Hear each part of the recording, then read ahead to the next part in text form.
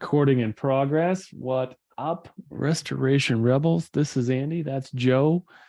This is the Restoration Rebel Roundtable for the 14th of June, 2023. Last day of school for us, at least. So for the next couple nights, I'm sure we're going to have kids that are up way too late playing video games because it's summer, but that's fine with me. That's fine with me. So I got on break for 2 weeks already. Oh, 2 weeks. No kidding. Well, we got a couple things to talk about, but let's do the do first. And then we'll get back to it. Sharing that. All right. Agreement number 1. I will protect the value of my services. Offering free services only serves to erode the value of similar services industry-wide. Agreement number 2, I will practice incredible transparency. I will explain the claim process to my client. I will not hide pricing details or falsify reports. I will never communicate with an adjuster without also communicating with my client. Agreement number 3, I do not believe in competition. The restoration companies in my market are part of my community. I will be an active member of that community. It is our unbreakable unity that will create the change that we strive for. And agreement number 4, I am willing to walk away from any project, client, or contract that is not compatible with my values and stated mission. No relationship is worth losing money, sleep, or my humanity. And we're here. And we're here. Can you hear that music? Should I turn it off? Is it distracting? I don't hear no music. Did you hear my phone and computer beeping? No. Yeah. If you start hearing my kids yelling and stuff, just let me know. I'll turn them off. So before we get too far down the road, I wanted to do a plug here. Let's be very real. I don't get paid a damn thing to run this group. Joe doesn't get paid a damn thing to show up every week. And there's real cost to running something like this. So I've got an ask. Claims Delegates is looking for 10 clients, 10 restorers who want to take their mitigation invoicing game up to the next level. We're going to come on site. It's going to be me. I'm going to fly out to you. We're going to take a look at your systems, and we're going to revamp your systems, and we're going to create a mitigation billing machine. And we're going to run that for you. We're going to do all the estimating, the invoicing, and we're going to do all the negotiating with the adjusters on your behalf. But first, before we can do any of that, we've got to make sure your systems, your SOPs are up to snuff. And if they're not, we're going to get them there. We're going to give you some contracts to put in. We're going to start talking about AOBs. We're going to start talking about custom pricing, all the above. And of course, invoicing with velocity. The quicker you can get an invoice out, the quicker you can get paid. So 10 clients I'm looking for. DM me, find me somewhere. Let's get hooked up. Let's talk about it if that's something that blows your skirt up a little bit. So there we go. Not to be too salesy. No, I'm gonna get. It's not Sunday. It's not fucking Sunday. Ugh. Motherfuckers. Okay, here we go. I'm feeling a little spicy today. Feeling a little. Man, it's been a long day. Before we went on, just so everyone else knows, Joe and I were on the phone talking about a State Farm estimate comparison that we were doing, and I'll be damned. Not only does State Farm have their own profile, which they don't give to just anyone, but they also run their own price list. And Joe was so kind as to, let me borrow his State Farm profile, and he did his analysis, and he repriced my estimate on this particular loss with the State Farm price list, and it reduced it by $150,000 freaking dollars. How is that legal? How is that? How do they even do that? Very carefully. Lots of lawyers. So that's what my answer is. Lots of lawyers. Lots of lawyers. I mean, lots of lawyers. In this, so not only was this guy off $280,000 off my original, but it was just the scope on this thing. Joe looked at the differences report. You want to run through how to do a differences report? Because I found that super helpful. Yeah, give me 1 second here. Or I can do it on my end, but I'm afraid if I open Xactimate, it's going to kill my Zoom again, and I don't want to go through that. No, that's fine. You gotta do yourself a gaming PC like I do, man. Dude, I got a monster machine. It's got to be Zoom. It's something to do with Zoom. Dude, I'm running 32 gigs of RAM. I'm running a 6 terabyte spinner, 2 terabyte SSD. I've got the I'm running like 64 on you're mine. running 64 gigs. Okay, well that's But I also 64 like I said, DDR. That's fast enough. well, between the gaming, estimating, and then I run a streaming service as well. It's just Okay. And I'm doing I got a RTX 3060. I know that's a bottom base level graphics machine, but it is what it is. And I'm the which AMD? This is the Republic of Gaming. I forget which motherboard it is. It's a monster. There's a software issue here with Zoom that keeps killing this machine. share screen. So the key to this comparison report, guys, is you have to have both the ESX files. If you don't have both the ESX files, then there's other programs out there that you can invest in to read 2 PDFs. But those have to be in the same. You have to copy the one into the carrier profile. well, if you don't have a, like on Andy's situation, he didn't have the State Farm profile. So I had to log into mine, which I have the profile under my account, access it, duplicate it into a carrier mode so he could access it. And then I also had to download the price list because obviously State Farm runs their own price list. I don't think you're going to be able to do a differences report when they're in different profiles, though. Let's take a look and see. I think I had that problem trying to do a differences report. All right, pay attention, folks. Differences report. Hang on, I'm trying to go through this real quickly. No, It no, wouldn't do it for me. no, that Wait, says no, that's the 3.1. same one. That's the same one. All right, Yeah, so it won't do it. we'll put them in the same profile. There you go. Now it'll do it. All right, and then pretty much take which one you want first, yours or theirs. Mine. Let's do mine. So here, this is That way it Andy's runs here negative. for the Okay. big number here, and you're going to hit print. You're going to go up here and you're going to go to a difference report. And then under here, you're going to see where it says comparison estimate, hit smart list. Usually here's all the files that I have on my computer right now. And we're looking for STR2. STR2 right here, hit OK. Do we care about the sketch, the differences in the sketches? No, because they're identical. He actually used my sketch. All right, so then we're going to hit export. If you So want to save it or hit here's preview. the sneaky little thing. This little State Farm guy tried to pull. He used my ESX. He was smart enough to convert my ESX into his profile at State Farm. But when he sent over the ESX that I requested from him so I could do an analysis, he sent it over in the State Farm profile, knowing full well that I don't have access to the State Farm fucking profile. So State Farm, man, I got your number. I'm looking at you. I'm watching your shit. All right. So as you can see here, so STR3, this is Andy's estimate. This one here is the adjuster's estimate. And it goes off by, and it sets everything up by category. So the first category is cabinetry.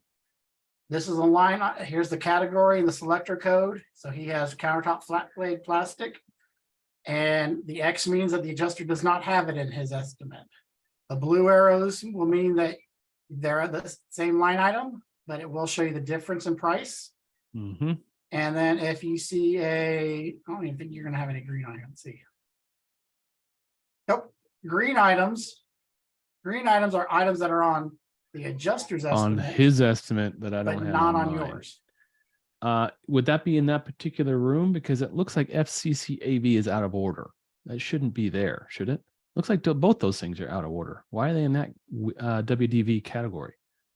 You know what? It's a really good question. So here's SCC pad plus. So he's got it 2 different places. He must have something weird in his estimate. Well, I mean, this is 114 for this one and 157. So he has one that he didn't change the price on, it looks like, or it's might be. Yeah, and these are stuff, I'll end up having both these open at the same time on my monster screen and doing a deep dive on it. It looks like, I'm going to guess, if I had to guess, what happened is And if you ever need to find the line items, guys, select them all. So that was FCC plus, right? Mm-hmm. So FCC AB plus. AB plus. So you can see here where he's got 3 different carpets in here, one for 30 cents, one for 30 cents, and one for $5.83. Well, those are 2 removals and 1 replace. But he's got, okay, so you've got AV and AV plus. Oh, that's 91. pad. Oh, it's pad. No, what? Go up to the one that's out This of says- order to Windows. This says pad and this says pad here both. Yeah, go up to Windows. Go up to the window item we just saw. That FC's electric. No, it was in Windows though. So go down. There. See that right there. FCC AV plus minus. What does that even mean? Oh, it's a dash. So where's 30 that cents. Well, let's take a look here. 38 cents. I don't Let's see a here. 38 So you've cents. got this one here. And that's in the stairs room here. Remove and replace 30 cents there. There's the first one. I don't know why these are all not merged together into one little group here. That's really stupid on this estimate, but 30 cents.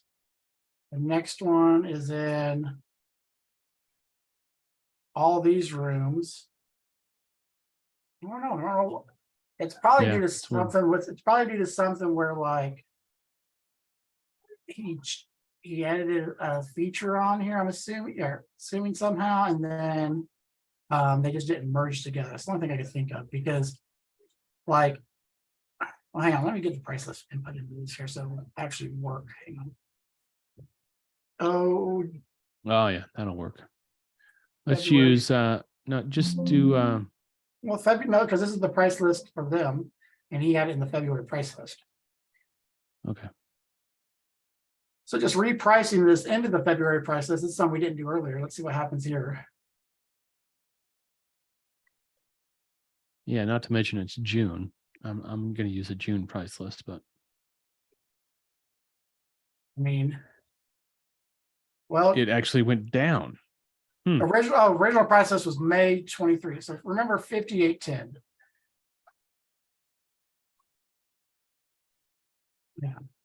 Yeah, do it. Oh no, do a because zip code. that's 8X. I'm sorry. Oh, Do a zip or code. because I don't have, hang on. I know what it is. I'm on my other Xactimate, so I don't have the price list for State Farm uploaded in here yet. Give me a second. Okay. Well, I do now. Here, I'm gonna stop sharing while I do all this stuff here, so I'm not just For sure. going crazy Well, over here. It looks like it's just gonna be us, man. We can be short and sweet tonight. Except Everyone else is on summer vacation. I'm gonna be on summer vacation in about 2 weeks here. Really? Where are you guys going? Disney World. Disney World. Did First you guys just go to vacation. Disneyland? No, we're going at the end of June here. Like first vacation I've taken in like 15 years. Yeah. Price I haven't list. had a proper vacation since 2000 and Oh, that's an issue there. Yeah, it won't let me. It won't let me. 2010. It won't let me import the State Farm price list into my non-State Farm profile account because All right. you ain't All supposed to right. have that information, I guess. But Sons of bitches. yeah, So but you can't even do a proper analysis. I mean, you can, but you Yeah. figure it out. I mean, So I also spent a good part of my day today reviewing and summarizing the RIA AGA position papers. And so, after reading those over and over and over again and putting them into ChatGPT and spitting out summaries and things like that, I've arrived at this point where I was already here. I already knew this. I instinctively knew this, but the conversations we need to have are not about his estimate, right? I'm not going to have a conversation about State Farm's estimate because State Farm doesn't have the right to dictate scope, doesn't have the right to dictate pricing, cannot tell me how to write my estimates. The conversation that needs to be had is, hey, we submitted a $418,000 repair estimate to you, and you need to address that estimate. You need to address our demand. As the insured, we are demanding $418,000. Here is the backup to that $418,000. You, adjuster, your job is to address that document, not go and make up your own fugazi document. Well, I mean, well, yes and no. I mean, I agree with Yes, you. well, all right. Well, give me the no. So here's the thing: is that from an adjuster's point? I mean, obviously, I've never been an adjuster, but if I were one, this is what my point of view would be. I need to write it in the I write it in the default, the average pricing for the local area, and then I can. That's not saying that shouldn't be what I'm saying I'm going to pay, but that's giving me a good jumping off point, a good idea of here's what the average price for XYZ should cost in this area. Now let me look at your estimate. Your version of your same line item is a 10% increase. That should be fair. That's not a big issue. Now, if you're at a 70% price increase, then we need to talk about those line items, and so I can understand why you're at such a difference in price. Because there's nothing in my estimate that would be 70% different. It's going to be, some of it might be 30% different. Well, that's like, let me see. I hope I saved it. If I didn't, I'm going to be upset if I didn't.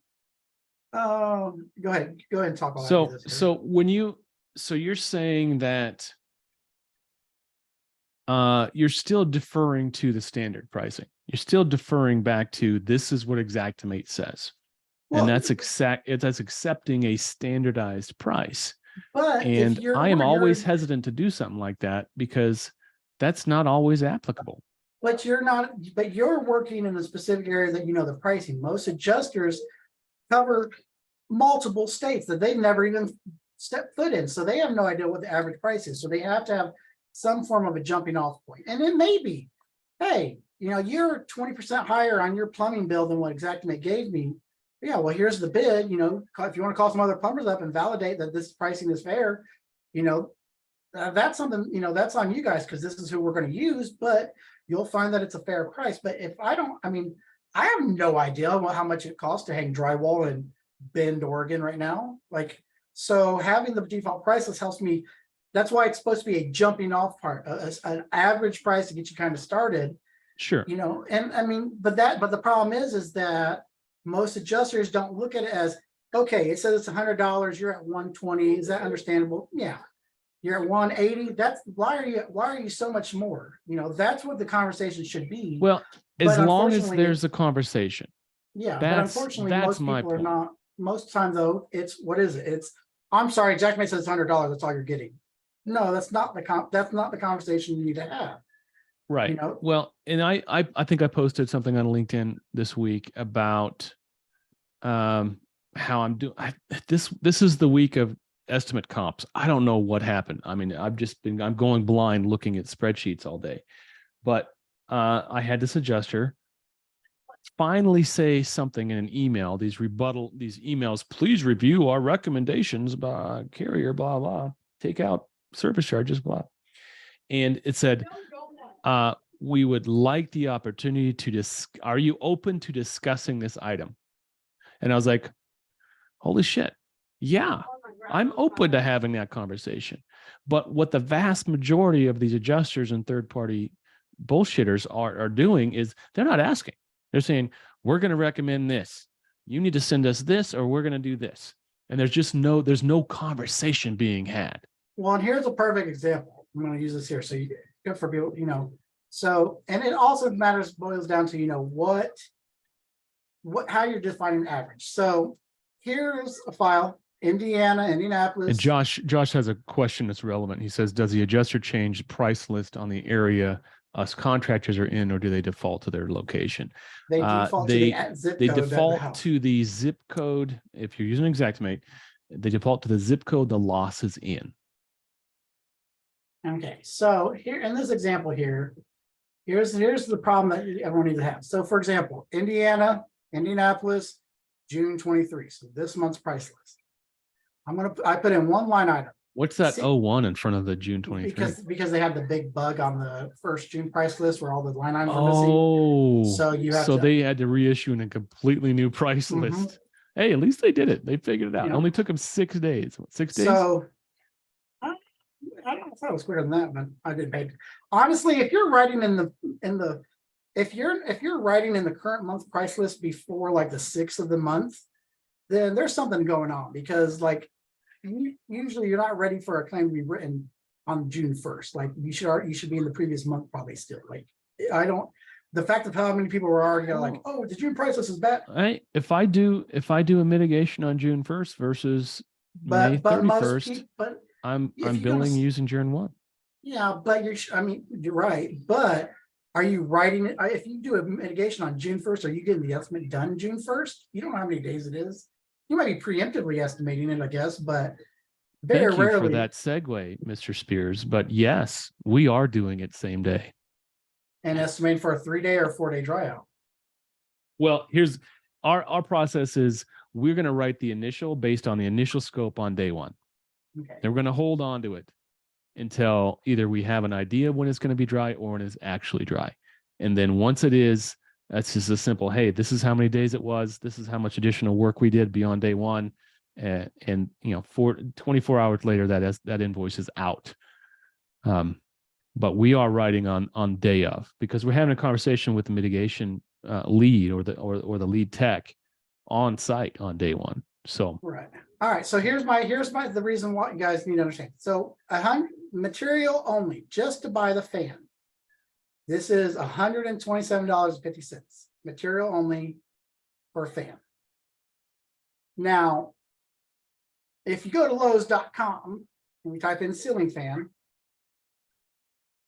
and just so everyone make sure that I'm not doing 48 to 52 inch and has 4 simulated blades. That's what we're after. So I'm going to do ceiling fan with lights. I'm going to do ceiling fan with lights. I'm going to do ceiling fan size here, 41 to 52. So, that's 40. We're right in there. With lights, number of blades, 4 blades. Now then, here's all our ceiling fans. Now let's look real quickly at our price in Xactimate says $127. no, that's including labor, right? Come back. No. I have it set up on material only. Just okay. for Okay. material only. 127.50. Okay. So there's one fan for under $100. Hmm. There's 38 fans between $100 and $200. And if we go from low to high, 1, 2, 3, 4, 5 of the fans out of 39 fans, only 1, 2, 3, 4, 5 of them. Well, hang on. 1, 2, 3, 4, 5, 6. We'll say 7 maybe, but that's like the base model of 7 of the fans out of 39 fall within the Xactimate price list. Or that Xactimate pricing. And as So we all here's know, I've got a question for you, Joe. that's 23% of the fans are within. Have you ever argued that hey, I know we have $127 as a budget for this ceiling fan, but we spent $180. Have you ever argued that? Yeah, so pretty much my mentality is, and it's all based on me, making, most people don't understand the difference between the 3 averages, mean, mode, and median. And I did a video about it like 3 days ago. That's why I'm talking about it now. But, on average, if I'm at 127, I'm comfortable telling most of my homeowners on an average basis that you can add 25% to that, $158. If you don't go over 158, I can probably get the adjuster, and not almost 9 out of 10 times, it's not more. I can get the adjuster to agree to that number because. Well, see, I would do it the opposite way, because Joey just brings up a good point. What about markup? So what I would do is I'd take that allowance in Xactimate and I'd reduce it by 25% and say, this is your budget, go find something. Well, Because I still have to make my markup on it. okay, so 127 minus, what's your markup? No, times 0.25. So you're gonna subtract minus 25% instead, which means you have $95, which means they can buy, there's only one fan they can buy. Right. And You at have that to get- point, do you say, hey, this isn't the equivalent? I need Well, I the need to problem increase is my that budget for the this is, fan. so this is the problem, everybody, is if you look at the component list of an estimate, this is supposed to be the material price. This is the manufacturing price of the material. Sure. So there's no markup on there. So you have to mark it up already as it is to account for your numbers. And it's a pain in the ass really to do, because as you see, there's really no way to do it. The only way really to do it in all would be if 120, we said 127, so we need a 127 multiplied by 25% equals 3175. I would go into my information here, and if you don't know how to do this, unit price I, and I would go in here and I would say my market condition needs an extra 3175. Not 310, sorry. No. And now, See, that's accurate, but that's a pain in the ass. I wouldn't do it that way. yeah, because you have to do it on every single one. I've actually I do it. I do it on the actually- price list level. I take all my materials and I put a markup into the Yeah, materials the before it best even way gets to into do- Xactimate. The best way to do it would be to mark up, just factor up your materials on a custom price list, because you can't factor material only on the default price list. But if you do it like that, you can say, look, you But can if have you 100. if you are factoring your materials, you still have the problem of presenting a budget to your client. Right. And so you need to keep that markup in mind when you present your budget to your client. Now, another And- way that you can do it, though, I'll show you my personal way of doing it. So here's my fire loss. I didn't do it on this one, obviously, because, but because of TPA reasons. But if you're not doing TPAs and you're trying to write this up, here's what I would do. Here's my big fire estimate for $360,000, which, by the way, this was code blue. And after takeoffs, we settled at 352. Nice. Which for a TPA, that's pretty good. So what I would do is this here, is I would say, look at your entire list here. Yeah, $8,000 on 360. Yeah. Okay. And then I'm going to go to my components, select everything. I'm going to go here and I'm going to say, okay, my material cost is 105,908.73. So then what I will do is I will go into my parameters and I'll say additional charges, and I'm going to say material markup. And I'm going to say a flat fee here, and I'm going to say, my markup is 25%, so multiplied by 25%. So 26,477. 26,477, 18. And boom, there's my material markup price. And now granted, yes, it does show off. I have not ever done it that way. That's intriguing. That's interesting. Now granted, when you do that, like I said, the thing that sucks about it is there's two things about it. One, Well, it shows it, which is I'm a huge I'm- fan of showing it. It's transparency.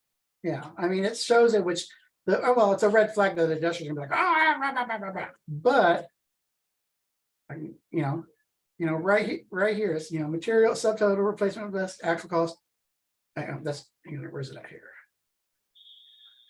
U70 material your extra markup right there. items? Material, Oh, there it there's my is, there it is. material markup. It gives them and stuff, so it's right there. But the nice thing about that is It's is hard that- to argue against.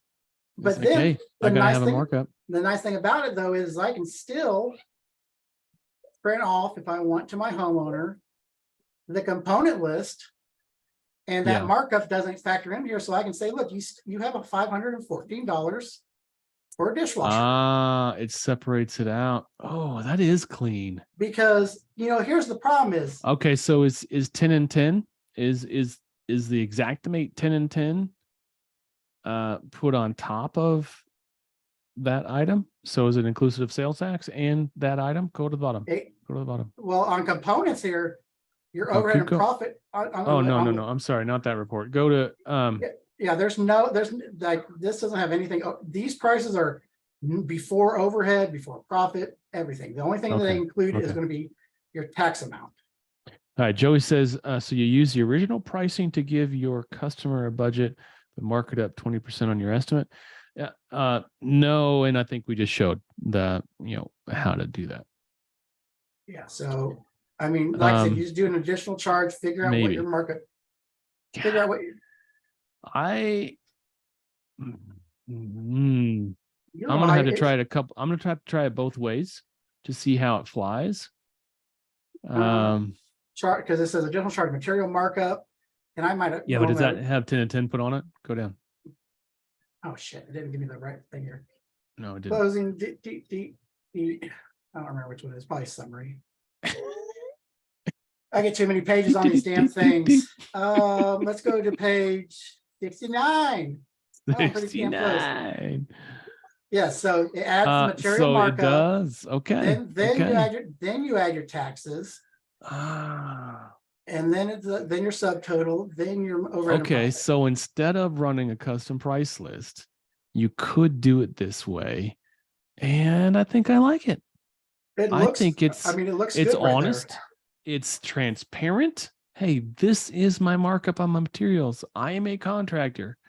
And you eliminate the argument for the custom pricing. Well, and the other reason why I like doing it like this is because. So to review real quick, you did a components report, and that's where you found them used materials. Is that what you did? Step one, after your estimate's all the way written, go to your component report. Josh says it translates to 45% markup, and you are correct. Guess what? A 45% markup gets you on gross profit. 31%. Not enough. So, if my markup is right here, my total materials in this estimate is 105,908. So 105,908.73. We decided that we wanted a 25% markup. Mm-hmm. So 2647. I like it, man. I like it. And I would push it. I'd probably do closer to a 30 or a 35 because my markup goal is always 55% average. Mm-hmm. And then you go to parameters, additional charges, material markup, 25%. If you want to be fully transparent, paste your number in there and hit OK. Oh, and I mean, yeah, apply overhead and profit this number. Yep. I don't need a taxes. I do a very similar thing with my actually, you know what? Actually, my public adjusting fees. This is because this is a material markup. Tax as material. Taxes as material, and you want overhead and profit on there. Yes, you do. And then when you print it off. So I do, I work a percentage, my fee, 10%, 15%, whatever it is on my files that I work as a PA. That's how I put it into my estimates. So it shows it right there. And it gives the carrier an opportunity to pay that fee. They don't want to, but it gives an opportunity to. Now, I like that. Man, what I love about you, Joe, is I learn something new every goddamn time. You want me to show you something that'll really make your head go, what the hell, Joe? Do you actually do this a lot? And I didn't do it on this one because I exported out before I did it, but I'm going to show you a little something I like to do on my estimates. So this was a dwelling policy, right? But I need to know, I want to know, and this estimate includes, just so everyone is aware, this estimate includes reconstruction. It includes demolition. It includes the structure clean. It includes it's the entire job minus pack out and anything moisture, mitigation wise. Okay. But I don't want to do the math and figure out how much each section of the job is going to cost, right? So you go to your cover, if you're in carrier mode, even if you don't have this all filled out, if you just have it the basic dwelling list right here, right? And even if you have this at 0, okay, I click on edit options. Actually, you know what? Let me, I'll do it. It's fine. Under what are you doing, Mr. Under Spears? additional coverages here, click on your smart list and name your stuff. So for example, demolition and all. Hang on, I gotta try these off real quick. I can. Oh, remove.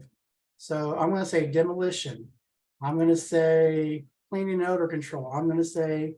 Why are you putting it framing. as additional coverage? Well, because I'll show you why. Framing and then reconstruction and then and all. Now, I'm not going to add any additional amount of entrance to it. If you do It's a sublimit to dwelling. Is that now what if you just did? yeah.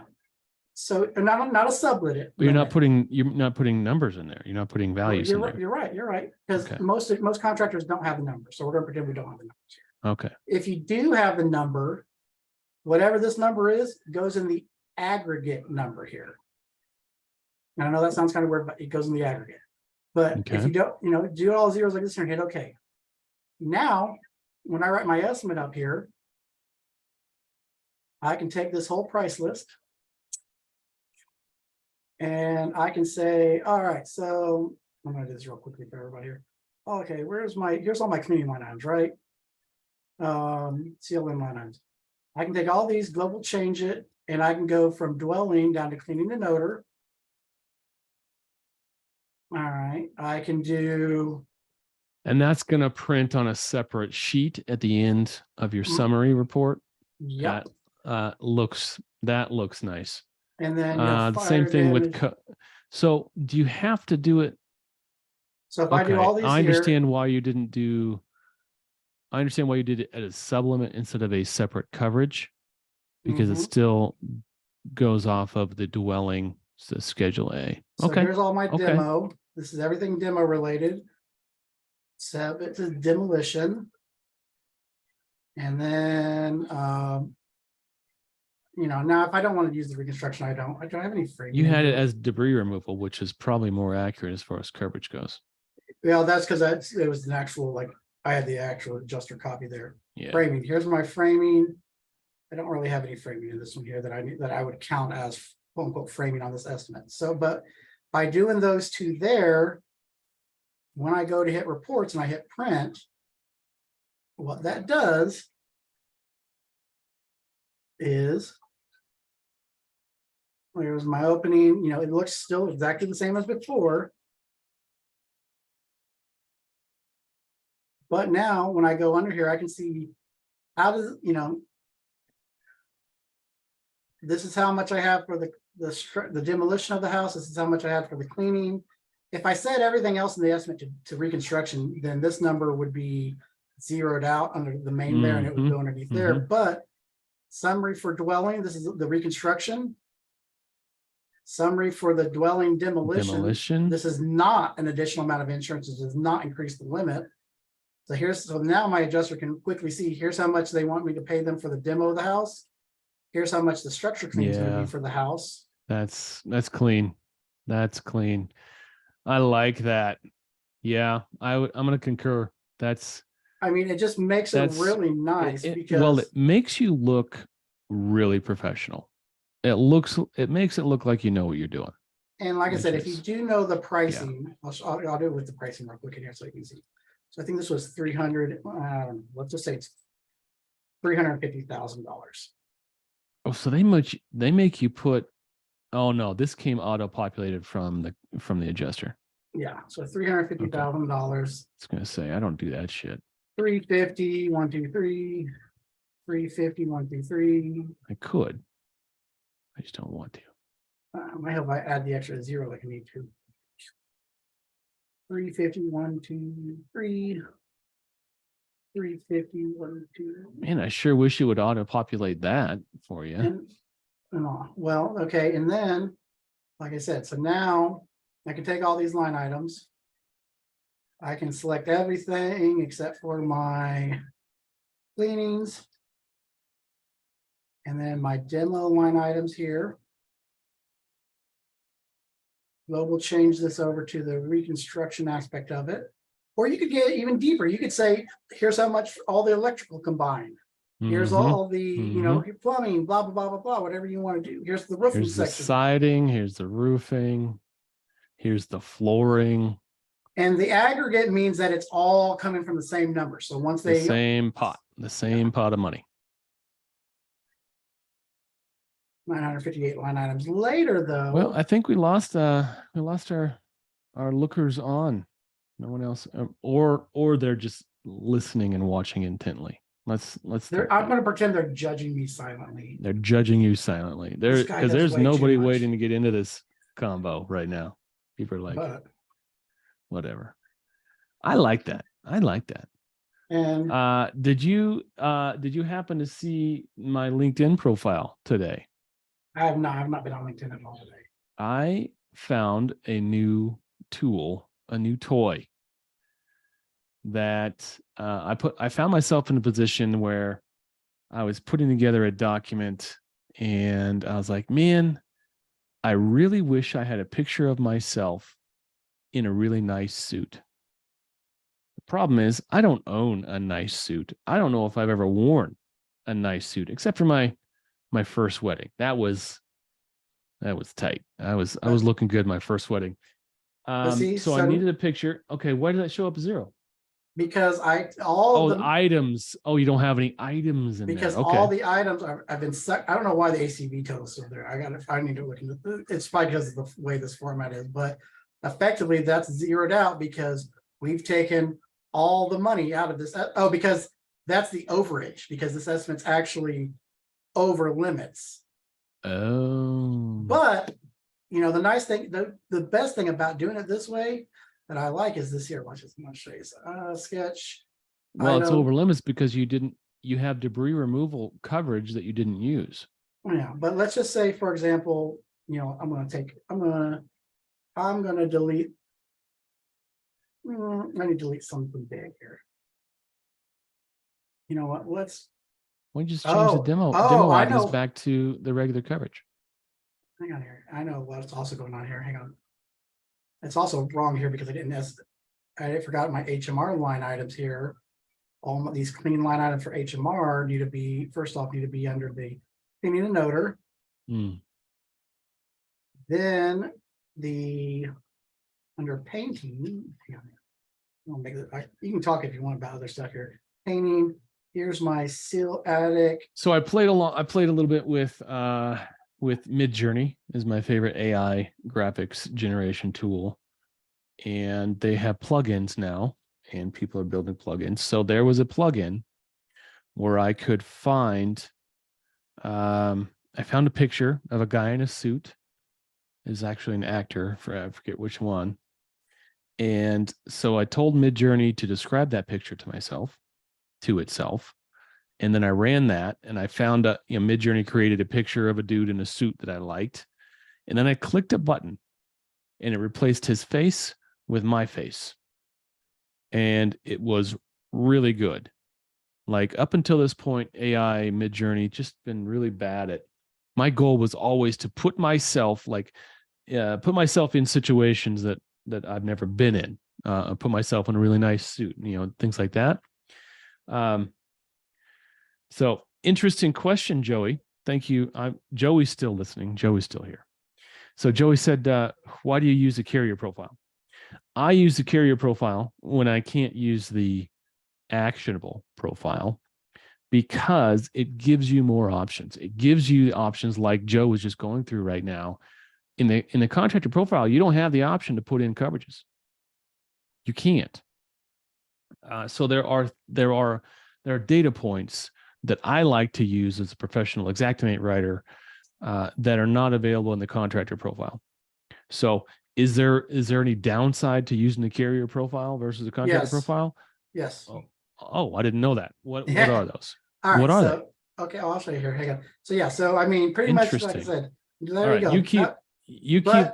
I'm going to stop your share. I'm going to show and tell while you tell us the downside of using carrier profile. Keep it on for. I'll tell you the only downfall. Okay. It's easy. Contractor profile. How many times have you needed to, you write an estimate up and you say, Andy, we're going to paint a room. PNT P2, right?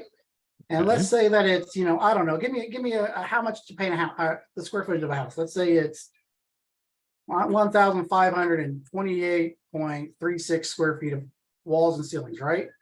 Okay. Now, if I go to my component section, I need 8.34 gallons of paint. Can I buy 8.34 gallons of paint? No, you cannot. All right, now, Which profile are you in again? contractor. This is contractor profile. Okay. All right, now if I wanted to do, now I want to try to add normally on carrier, if I did material only, I can't do it because why? Paint material only consists of the paint, the putty, and the grit paper, right? Now, so yes. All right. So I'm gonna have to buy 10 gallons of paint. 10 minus 8.34 is 1.66. So what you can do in the carrier or contractor profile is do T and T, click here. Oh shit. Click here. And instead of selectors right here, you can do components. And I can say latex paint. There's my paint per gallon. And I said I needed 1.33 gallons of paint. And now my component list, that's still not right, 9.67. What did I do? Did I do the math? Oh, 1.66, sorry. 1.66 gallons of paint. And now my component list reads that I'm buying a 10-gallon jug of paint. Oh, so that is not available. You cannot do that. I am literally emailed in the carrier Xactimate. profile. I've emailed them numerous times and they said I need to get a hold of my pricing, not the pricing department, but my sales guy to see if they can get that turned on for the carrier side because I want it. Dude, I'll push that. I'll push that. So normally I will write every. Let's get that. Let's make that happen. Hey, Rebels, let's make that happen. Call Xactimate, call your rep, whoever you have. You can switch it back and forth. I want to use the carrier profile, but I don't have access to components. In what would you call that? The PL components. The PL components. The priceless components. I want to have access to the priceless components, but you still use a carrier profile. Yeah. Now here's the thing is, Andy, if you're gonna do this on the contractor profile, carrier profile, you mark it as M. We're gonna need 1.66. We're gonna change this to gallons, just so it reads right. So gallons. And then but see, you even still, I can still delete these line items from the line item here. So now this reads just as paint. But you can see here I needed 48.99. So 1528.36. I don't need, it's just, there's no real way to do it. You know what I mean? And instead of Josh says, can you start in the carrier profile, build your scope and change to contractor profile and keep stuff not included in the contractor profile before sending the founder? Well, I think you want to do it the other way around. Yep. And okay, so we're going to save that there. Will it keep your component stuff duplicate into that you just did? You can duplicate into actionable or carrier. Now, okay, let's go see what it has. Here's the rub. The rub is that this will transfer over, but you can't, if you need to like add something else, you can't do it again. So as crazy as this sounds, I usually will write in contractor profile so then I convert it like to actionable if I feel like I need to have it scrubbed. And then either will go into actionable, then to carrier, or I'll just switch straight to carrier for submission. So that way there I can do the coverages things, because especially like on a water loss, like if you're just doing a water damage, here's your default setup here. I can do, here's my, here's mitigation. And then, so I hit okay there. And then I can actually go into my coverage here and add, a mold policy of 10K done there, and now when I write my estimate all out here, this here was all this is all due to the mitigation side. This is due to the mold side. Now I have, how many times do we have? It's a lot of work, but I think it's way more accurate. But it also, how many times does the adjuster say, I need two estimates, one for the water and one for the mold. And then you're spending half your time Mhm. looking at one estimate and seeing if Trying you to have it on the separate other it out. and see Yeah, where the no. but doing it like this here, well Yeah, I now, refuse. like I said, now I can just take a normal water. Let me see if I have a water loss. I can open up real quick here. Mitigation. Find your water loss. We're almost out of time. So I'm going to show. Stop. Yeah, I can take a mitigation and You're just not do that here. sharing anymore. I'm going to share what I want to share now, Joe. My turn. All right. So this is what I was able to come up with. That looks like me. That like actually looks like me. That, yeah. It's a lot close. thinner than you are. I mean, that's like You think? that's the idea of Andy. This is the idea. That's his wife's dream idea. Andy, yep. There you go. That's a dreamy Andy. I oh my like God, this one. you This need is a the one I mustache chose. only. Like I'm about to go home and shave. That's exactly right. Look at that. I can't do a mustache only because it looks like a 70s porn stash. This is my Miami Vice look. And I mean, it's close. Yeah, it's a lot thinner version of me. I've lost about 45 pounds, but that one was my favorite. Like, yeah, I want that suit, and I want to be that thin in that suit. But AI is coming for us, ladies and gentlemen.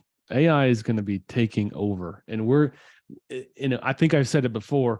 We're going to have to get very good very quickly at spotting fakes. Because the ability to put anyone's face and voice saying anything, doing anything, it's already here, and it's only going to get better. So as a society, that's something that, who'd have thunk we'd have to deal with something like that, but that's real. That the misinformation is going to go to level 10 here. All right. So you want to show me one last thing on this water mitt before we get out of here? Okay, so Share your screen. So, here, I'll just use this one here. I've already sent this over to the guy, so he's not gonna care. Where's it at? Where do you go? There we go. So this is all. I mean, Josh says I do nothing but rebuild, trying to speed up approval and still hit my margin of 50%. I think speeding up approval and hitting a margin of 50% are mutually exclusive goals, my friend. Yeah. So, like I said, I mean, you don't have to you don't have to use this dwelling. I mean, you could actually make one up that says mitigation, and then you could make one up that says mold if you wanted to. It doesn't matter. I mean, mitigation falls under mold. That's why I put it here. Okay. But I don't need that there. I don't need that one there. Wait, so mitigation falls under mold, or mold falls under mitigation? Mold is a separate coverage. You have to have mold coverage, and usually, it's like a $10,000 limit. Sure. Your mitigation though falls under your main dwelling coverage. That's why I put it under here. Now, that being said, then I can go into my estimate here and say, all right, well, let's take a look here and see. All right, well, this is all the mitigation work here. That's for drying it out after we're done demoing. This is going to be all the mold remediation work here. And actually, I'm going to speed this up real quick. Give me 1 second here. Group mold. Hello. Can you hear me? Yeah, I can. My son was calling me on Discord. I was going to see if I could get him on the same, but. All right. So, okay. So all this demo is everything here pretty much is being done by the mold people. So all this is going to be mold, but the dry out portion of this here, which would be the dry out equipment, the DHM, and all as part of the mitigation. That doesn't need to be applied to the mold part there. So this is all the mold work here.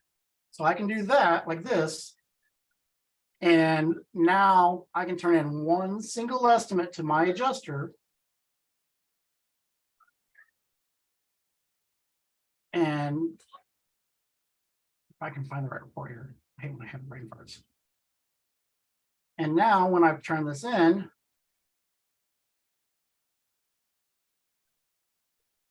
there's all my line items just like they normally are, but I can show at the very end of the estimate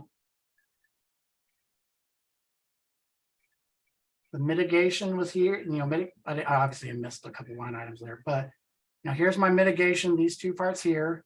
Here's how much the mold portion of it is.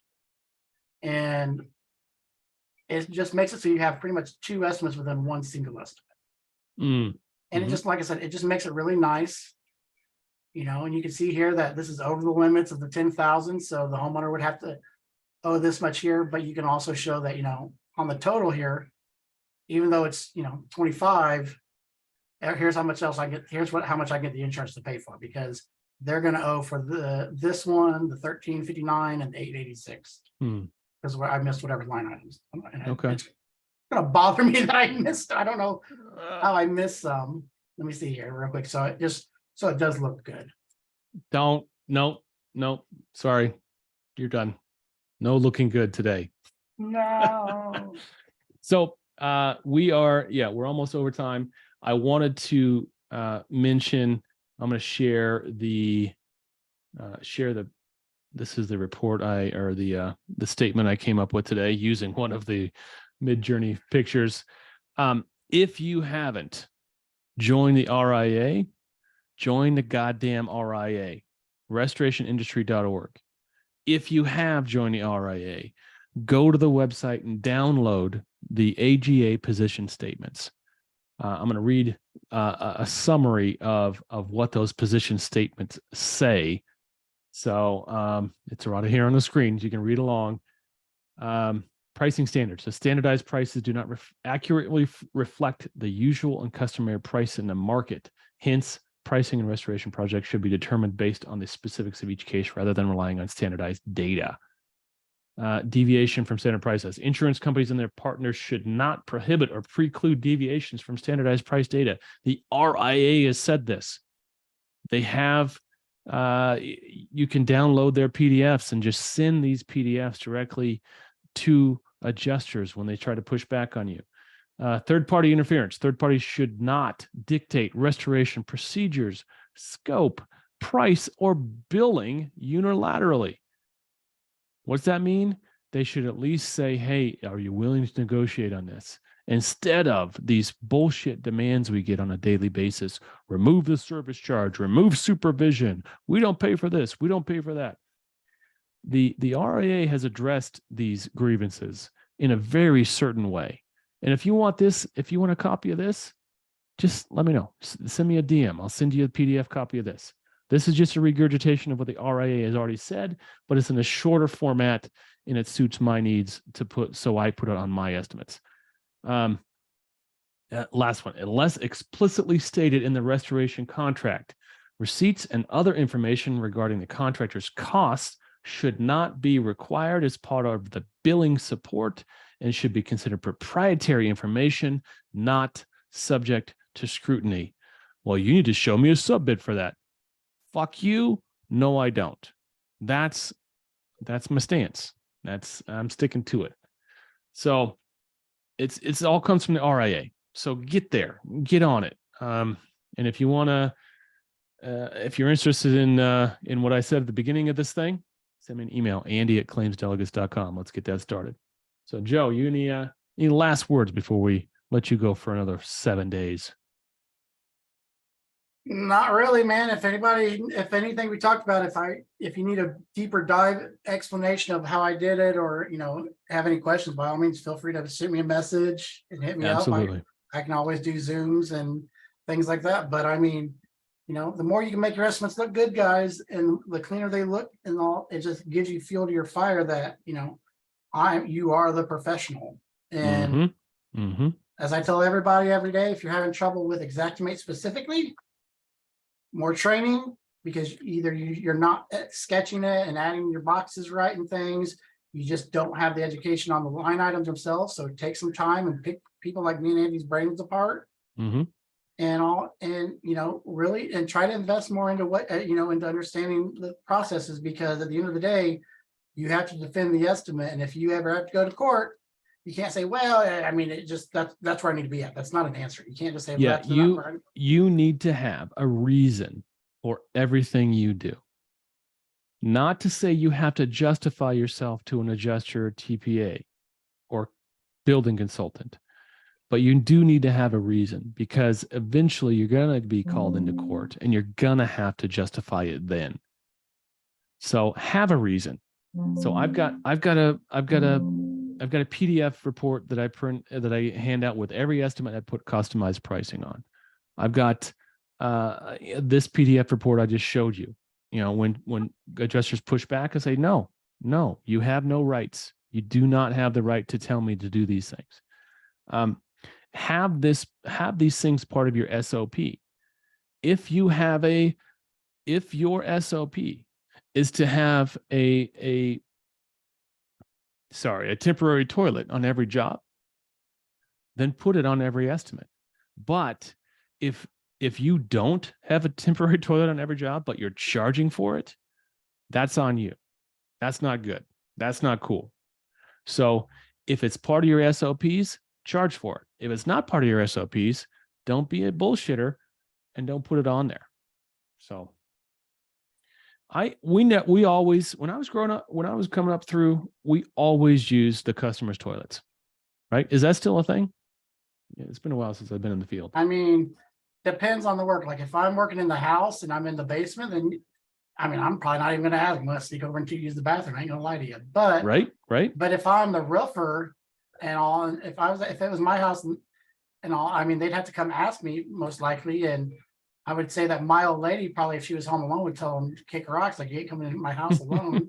You're not using my shitter. But the thing about toilets is, and I mean, I got some links I can share people if they need to see it, is your porta potties are only valid on jobs where you're not considered a mobile employee. So if you're going to be on the same job site for more than 2 days, then you're no longer mobile, and you can charge for them. But if you're just, I'm just going to, it's a 1-day roof job. Well, if you don't have a can on site, you're going to lose productivity, because those guys got to drive to a restaurant or something to get the business done. And not only that there, but it's just like PPE. I mean, not PPE, safety. Like the number of people like who don't have, a first aid kit on site is ridiculous. The number of people, I mean, these are things that are that's OSHA basics, man. I've been to numerous job sites. I mean, you're supposed to have if memory serves me right, and you can tell me if I'm wrong or not here, but memory serves me right, you're supposed to have a fire extinguisher and a first aid kit, usually within like 60 feet of each other, of the work area. That's why you got to carry it on the truck. Yeah. And I mean, along with your MSDS sheets. Your MSDS sheets have to be accessible from the driver's seat. From the driver's seat without undoing his seatbelt. Yeah. It's one of the biggest things I ever took away.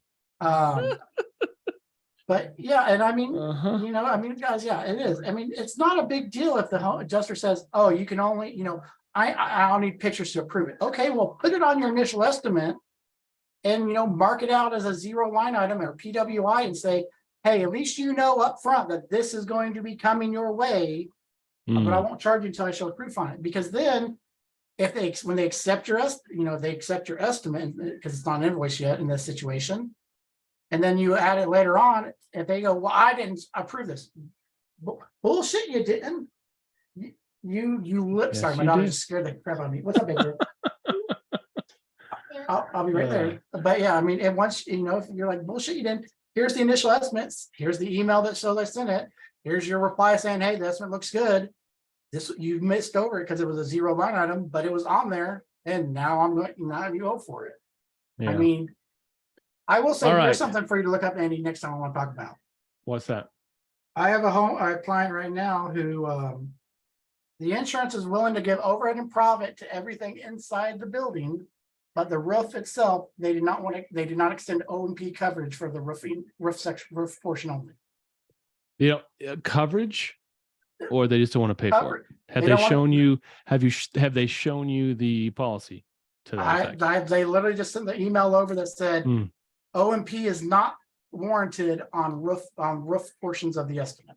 So literally like a third of the estimate is not overhead and profit. Everything else is applied. Well, if you did that material markup, it wouldn't be an issue. Because as you and I both know, having recently gone through the Xactimate pricing certification class, there's a monstrous markup on labor on roofing. So if you can find a way to get your markup on material, there's Well- a 300% markup on the labor already. You say Well, and the fine. reason why All I do right. the markup that way there is because how many times do you have to get ITEL samples? And you can't put in ITEL sample material price plus 20%. You have to put it in directly as the ITEL number. Mm, So that's the great way to get around it. yeah, it is. All right. Thanks, Joe. Everyone else, be good. We'll see you next week. Bye.